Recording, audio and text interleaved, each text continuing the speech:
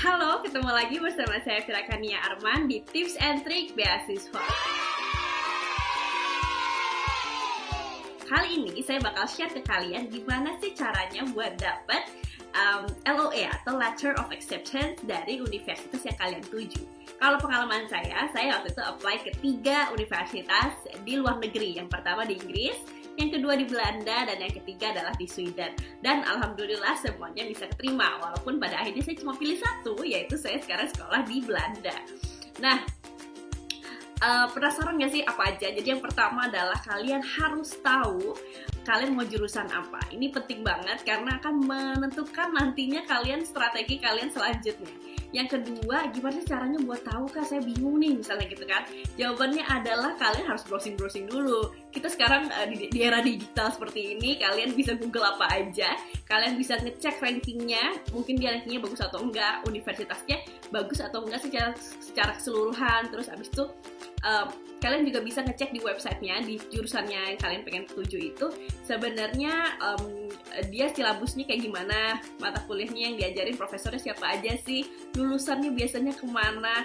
Terus selain kuliah-kuliah aja nih, sebenarnya ada nggak sih association atau ekstrakurikuler yang bisa kalian lakukan di sana. Jadi siapa tahu itu juga menumbuhkan motivasi buat kalian daftar ke universitas tersebut. Nah, kalau saya waktu itu saya bikin 3 prioritas. Yang pertama, my dream university. Jadi kayaknya kemampuan saya untuk bisa diterima di sana kayaknya sih probability-nya cuma ya 20-30%. Terus kemudian saya bikin a second priority, yaitu universitas yang kayaknya bakal keterima, kemungkinan saya bakal keterima adalah 80%. Dan yang terakhir adalah yang gampang banget kayaknya buat keterima. Biasanya nih universitas-universitas yang tiba-tiba bisa mengirimkan letter of acceptance hanya dengan 1 minggu gitu. Kayaknya cepet banget nih bisa keterima.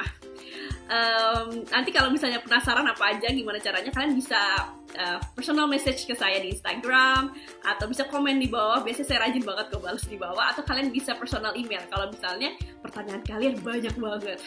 Nah, lanjut lagi, di tips selanjutnya adalah kalian harus rajin-rajin untuk baca persyaratannya. Ini penting banget karena kalau kalian nggak ngelengkapin semua persyaratannya, bisa aja aplikasi kalian bisa langsung di drop gitu. Jadi semaksimal mungkin kalian harus bisa melengkapi dari mulai biasanya sih. Rata-rata universitas minta yang pertama ijazah yang udah dilegalisir, pakai bahasa Inggris juga, ditranslate juga, terus habis itu transkrip nilai, terus curriculum vitae, IELTS, jangan lupa cek dulu IELTS-nya, kalian harus misalnya minta 6,5 nih atau 7, kalian harus bisa melengkapi itu. Terus bisa juga kalau menurut saya sih yang penting adalah kalian harus dapat IELTS dulu baru kalian daftar. Jadi universitasnya mengikuti dengan kemampuan bahasa Inggris kamu. Bukan karena kamu maksain pengen universitas A, nggak taunya kamu di IELTS-nya sampai detik-detik terakhir nggak capai. Itu banyak banget yang kayak gitu dan sayang banget. Jadi menurut saya adalah bagaimana kamu bisa menstrategikan kemampuan diri kamu dengan universitas yang kamu tuju. Karena kalau misalnya ada sih beberapa universitas yang memberikan kesempatan mahasiswanya untuk bisa kayak summer program dulu atau 3 minggu kuliah bahasa Inggris aja. Tapi kalau menurut saya sih it's a lot of cost gitu, jadi kayak mahal banget untuk belajar bahasa Inggris aja di sana. Jadi kalau bisa sih kalian udah nyiapin dari sini. Jadi langsung ke sana tuh bener-bener buat kuliah, bukan buat kuliah bahasa Inggris lagi gitu. Terus kemudian jadi IELTS ya nomor 1, pastikan sudah bisa mencapai dengan persyaratan minimal dari universitas tersebut. Terus kemudian adalah persiapan motivation letter. Gimana sih caranya? Kalau kalian penasaran, jangan lupa komen di bawah atau message saya. Jadi saya bisa nyiapin bahan-bahan how to prepare a good motivation letter. Karena itu juga salah satu yang dinilai sangat detail oleh para pihak universitas gitu. Terus kemudian surat rekomendasi dari bos atau dari dosen. Kalian pasti pintar-pintar untuk melobi bos untuk mendapatkan surat rekomendasi ini. Dan kalau untuk dosen jangan lupa jangan dadakan. Karena dosen pasti juga sibuk gitu kan. Jadi kalian kalau bisa beberapa bulan sebelum kalian apply itu kalian udah mulai email para dosen atau datang langsung ke kampus untuk meminta persyaratan itu. Kalau bisa sih ketemu sama dosen yang kalian udah pernah ngajar, atau misalnya dosen pas bimbingan TA, atau misalnya kepala bidang di akademik di universitas kalian gitu, di jurusan kalian. Nah, kalau bisa mintanya juga yang general. Jadi kalau kalian apply nggak usah sebutin nama universitasnya. Jadi kalian bisa menggunakan motivation surat rekomendasi itu ke beberapa universitas yang kalian apply. Terus kalau buat CV pastikan kalian memberikan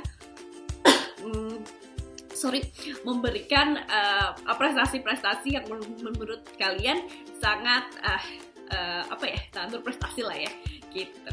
Nah, tips yang terakhir dari saya, ini cukup singkat ya videonya. Tips yang terakhir dari saya adalah kalian kalau bisa bikin timeline untuk apply kuliah. Kalau misalnya kalian mau apply kuliah untuk September ini, kalian harusnya udah prepare dari tahun lalu sebelumnya. Kalau kayak saya kemarin, saya mau apply misalnya September tahun ini, saya udah siapin, saya udah tes IELTS itu di bulan September tahun lalu, karena saya tahu di bulan Oktober tahun sebelumnya itu adalah biasanya universitas sudah pada buka aplikasi untuk intake tahun ini gitu. Jadi saya September udah tes IELTS, saya 2 minggu kemudian saya dapat nilai IELTS. Jadi saya tahu, saya cuma bisa masukin aplikasi ke universitas ini aja dengan sesuai dengan IELTS saya.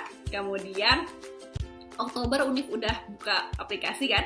Biasanya kalau yang universitas yang lumayan bagus biasanya dan banyak peminatnya biasanya 2 bulan. Jadi saya siapin itu Oktober, saya apply, November, Desember saya tunggu pengumuman. Biasanya baru ada pengumuman di bulan Januari kali ya, karena biasanya Desember kepotong sama Christmas holiday. Terus Januari saya dapat pengumuman. Nah, disitulah saya start mulai cari beasiswa. Kalau waktu itu saya apply juga di LPDP di gelombang pertama tahun itu. Terus kemudian saya juga nyiapin buat Stunet, karena Stunet biasanya Februari baru buka. Kalau kayak sekarang tahun ini kebetulan Stunet udah buka ya, dan dia ditutupnya di akhir April. Jadi saya punya waktu biasanya Maret sampai Mei itu ada pengumuman beasiswa. Apakah saya lolos ke jenjang berikutnya, apakah saya sudah mendapatkan beasiswa itu, dan sebagainya. Jadi biasanya Mei udah pengumuman, saya udah nyiapin, berarti saya kalau bisa jadi berangkat, berarti kita nyiapin berangkat untuk bisa berangkat di bulan Agustus. Biasanya teman-teman udah berangkat untuk ke universitasnya di bulan Agustus. Jadi timelinenya itu, semoga kalian mendapatkan inspirasi. Dan kalau kalian punya pertanyaan lebih lanjut, jangan segan-segan untuk bertanya kepada saya. Tapi pastikan pertanyaan kamu tidak ada di Google. Kalau pertanyaan kamu ada di Google, biasanya saya langsung ngasih link-linknya aja. Oke, sekian dan sampai ketemu di video selanjutnya ya. Jangan lupa untuk subscribe. Dadah! Halo, ketemu lagi bersama saya Virakania Arman di Tips and Trik Beasiswa. Halo, perkenalkan nama saya Virakania. Saya adalah salah satu peserta yang lolos beasiswa LPDP.